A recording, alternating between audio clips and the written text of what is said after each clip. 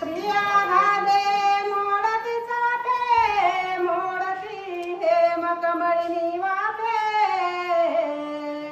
वरील पाळीचे साठोपे सिके समीप तो आला चंद्र भगवान की जय. ऐकणारे भक्त ज्ञानवंत गुणवंत पुण्यवंत सर्वांच्या जीवनी साष्टांग दंडवत घालून विरमपुरे शब्दामध्ये कथा सांगण्याचा प्रयत्न करू.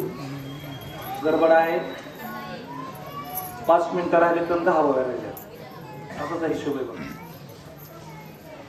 राजा रावण कामा पुरा भय लाज ना विचार बस लय म्हटलं त्याला तेल मीठ लावायसारखा विषय नाही. कामानं आंधळा माणूस झाला का विषय संपला. बापाला मानित नाही माईला मानित नाही भावाला मानित नाही पाहुण्याला नाही सासऱ्याला नाही सासूला नाही कुणाला नाही. बस थोडक्यात सांगतो. राजा रावणाला 80,000 बायका 1 लाख पोरं 1.25 लाख नातू 1 लाख पोरायचे लग्न झालेले म्हणजे ते 1 लाख सुना 1.25 लाख नातूचे लग्न झालेले नात सुना आणि ह्यो म्हातारा बिघाडला. सत्य काय नाही फक्त बोलण्यात फरक आहे. या वयात दुसऱ्याची बायको आणली तिच्याकडे रात्रीच्या वेळेला निघलाय पुन्हा एकटा बी नाही. दास दासी दिवे फिवे अलंकार घालून किती बिनलाजे असन यालाच नाही. रावण एक सीते प्रती कोप हनुमंताचे तिथी वृक्ष सरसावला मारुती आलं पतिते घुमसा घरातून निघाला डायरेक्ट अशोकवनात आलं. अशोकवनात त्याच्या घरात आलंय म्हणा अंतर नव्हता. जटायूच्या भावानं संपत्तीनं समुद्राच्या अलीकडे पलीकडे बघितलं होतं. सांगितलं होतं रात याच्या बायकाला एक बंगला तर बांधला होता राजाने योग. आपल्या साधं कुणी झालं तर त्याला बंगला मिळतोय.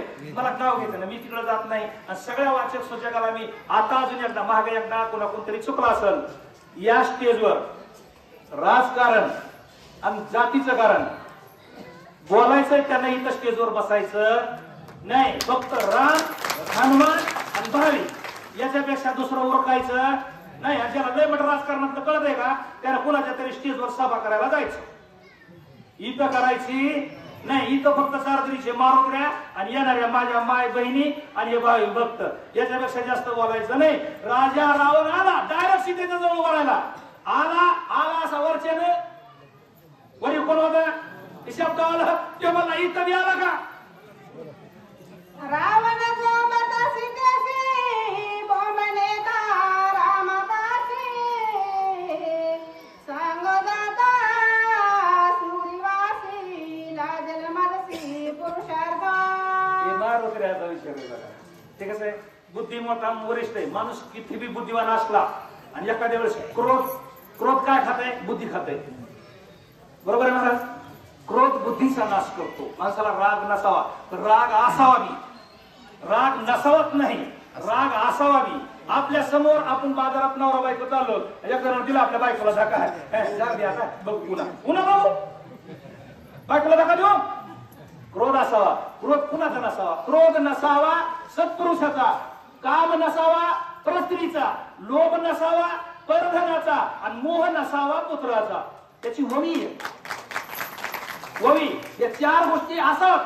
माणसाला काम बी असावा क्रोधही असावा लोभही असावा. लोभ कशाचा परमार्थाचा.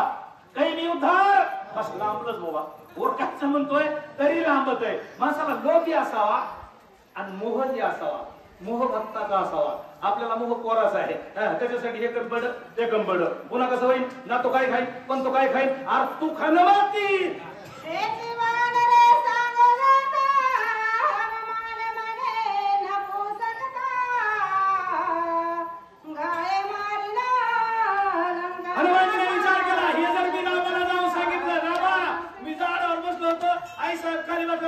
राजा रावण आला आणि आई साहेबांचा हात धरला. सांगितलं राम म्हणे वा वा वा वा वा वा कोण सत्कार करायला पाहिजे.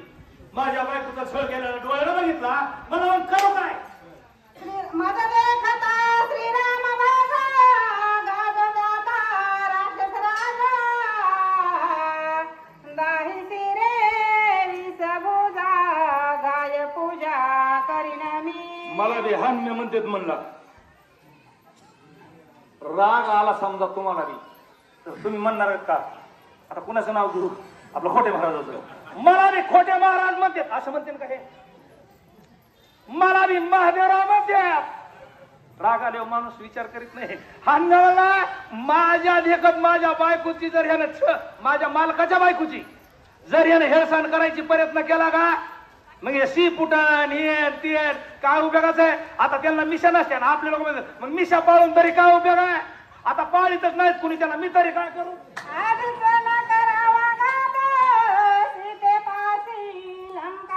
चला, विभीषण महाराज.